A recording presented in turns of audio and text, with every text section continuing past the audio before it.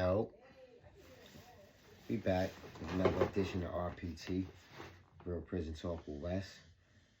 And today I want to really get into a lot of the after effects that prison leaves on us and a lot of the things that someone might have to deal with if you're dealing with someone from prison. I was going to say fresh out of prison, but I've been home about 5 years now, and I myself still go through a lot of the after effects that's been put on me from being in that type of environment for so many years, after doing the same thing, having the same lifestyle, for so long. It has an effect on you. Number one, isolation. A lot of us come home from prison and we're so comfortable being isolated because that's how we've been for the past however many years or however many months you've been in prison. You become comfortable for that. I know eventually you adapt. That's basically what happened to me. I adapted and I got comfortable being alone, to where I learned to love my own company. Before I went to prison, I was like this social butterfly. You come to the crib, it's 1,000 dudes up in there, we all partying on it. And now I'm comfortable being alone. I'll go to work and I'll come in here, lock myself in this room. And that's just part of me being institutionalized. I'm still institutionalized.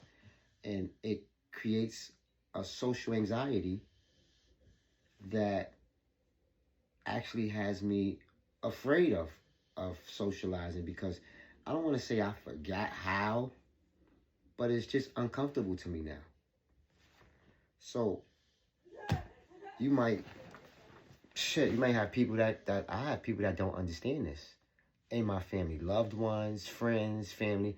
They don't understand this, and they think that a lot of times somebody will call me and I'll watch the phone ring and text them back.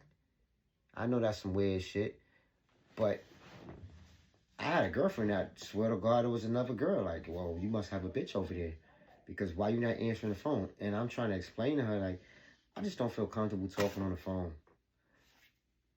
When I got my headphones, or like I got my glasses on now, I could talk through my glasses. It makes it a little easier. I still don't want to do it, but it makes it a little easier because I don't have to be like this, and I can do other things. And I feel like, and this is just, I never felt like this before prison, so that's why I'm blaming it on prison. I feel like when I'm sitting here holding the phone in my ear, and I know probably nobody does that in 2025. I'm probably the only guy that used to do that. Everybody got headphones now. But I feel like that's robbing me of being able to do other things. I can't play my game if I'm sitting here holding a phone in my ear.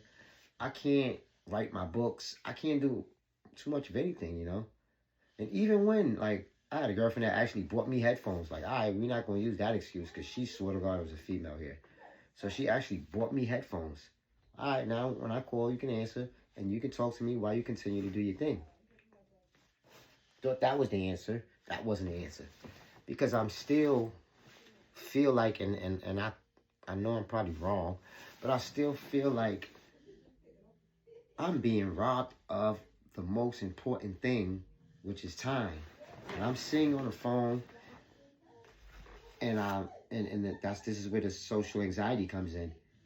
I'm afraid to answer that phone call because I really don't have nothing to say, I don't want to fake it and just make up stuff to say. So I'll text you, hey, what's up? I'll text you back. Yo, anything good? Because one, I don't have anything to say, and I don't want to sit there and make things up. Two, it's time consuming. So I don't want to be sitting here holding the phone in my ear, 2-3 hours go by. I didn't do nothing but sit here and hold the phone in my ear. When I have my headphones on, it's like, if I'm locked in, then I'm in a conversation with you. I can't watch a movie and have a conversation on the phone. I can't entertain my kids or whoever and have a conversation. So it's like I can only do one or the other.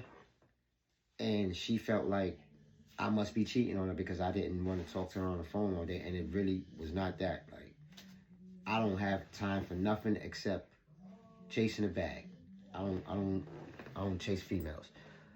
But another side effect from prison, a good side effect though, I would say, is that when I do come in here, when I've come in this room and I lock that door and I isolate myself, my focus is just on 100. I'm able to focus on my getting to my bag, the things I need to get to, because I'm locked in on what I need to be focused on, you know? So I guess that's a good thing that comes from isolation, and that's one of the reasons why dudes go to prison, write books, become rappers, shit that they never knew they could do, talents that they never knew they was able to have until they was isolated from all our social media, all the outside influence, and now they have no choice but to focus on self. Because this is the only person that's in this cell with me. This is the only person that's going through this with me. It's just me and my thoughts. Sometimes it could be a good thing, sometimes it could be a bad thing.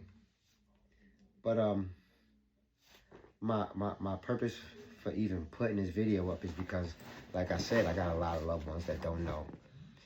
And it's not fair to them. Especially like when you're in a relationship and the poor female, because she was used to being in toxic relationships, she's not used to being with someone who's going to treat her right, be loyal, and just focus on his bag. When I'm not pouring all my attention into her by talking to her on the phone all day, every day, I guess the only other thing that I could be doing is talking to another female. No, we ain't doing that. We focusing on getting our shit together, you know. We don't washed up enough time in prisons. We don't washed up enough time doing dumb shit. And I don't did all of that chasing females all throughout my youth. So instead of jumping to conclusions, I think what our loved ones need to be doing is trying to help us. Help us out of this. Help us out of this, because this social anxiety is a fear. And it might be different people might have different social anxieties for different reasons. Like, this person might be fear of being judged, rejected, ridiculed for saying something stupid, embarrassed, you know? Whereas my reason might just be because I really don't have nothing to talk about, and I don't want to call it wasting my time, because that's kind of like disrespectful to say that talking on the phone to somebody who feels you're important enough to talk to is a waste of time. It's not wasting my time. I don't feel like I'm wasting my time, because I do want to talk to the people. It's just that anxiety that has me apprehensive about it. So I may text you back. And again, instead of judging or jumping to conclusions, let's help these people. How can we help them, you ask? Let's baby step, you know?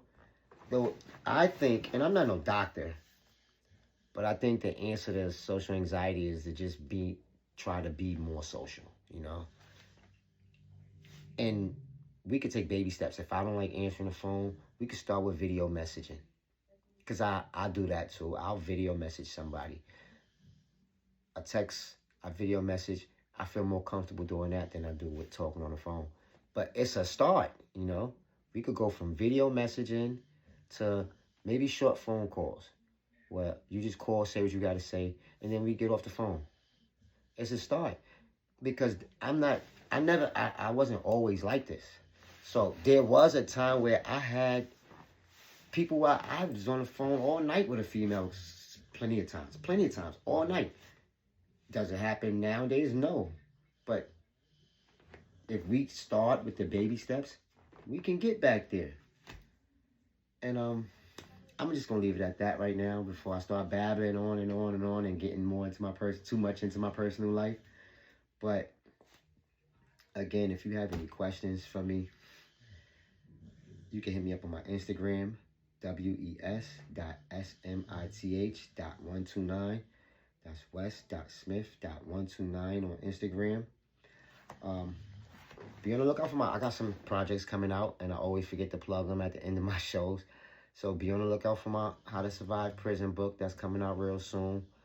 I'm working on number 2, Life After Prison, which I guess a lot of the information that I spoke about today, I'll be able to go more in depth, because it's a lot more that we go through that a lot of us just probably embarrassed to talk about, you know? I was one of them. Like, I had to really look at myself and ask myself, what is the problem with you, Wes? Like, you making your girlfriends, when I was in a relationship, you're making your girlfriend mad, and it's actually really looking like you doing something. You ain't doing nothing.